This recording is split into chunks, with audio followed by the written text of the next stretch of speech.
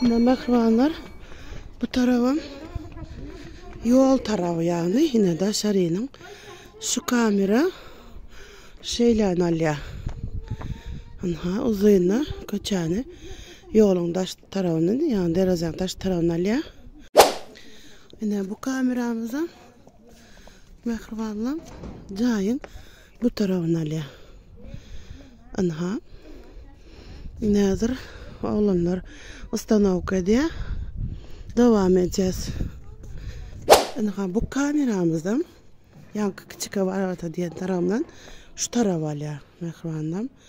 Anha şu taraf alya.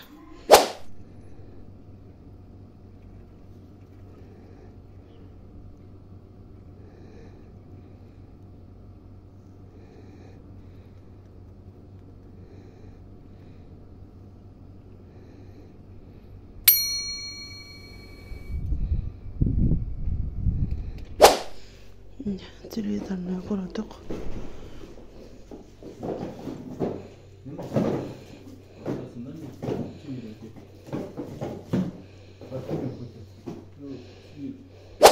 Hasta ekranı izle. Ne oldu?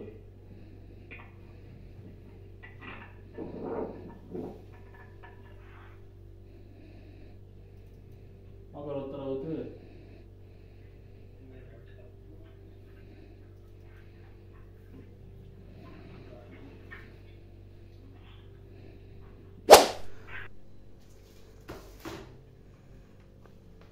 Havlu çatko düşer.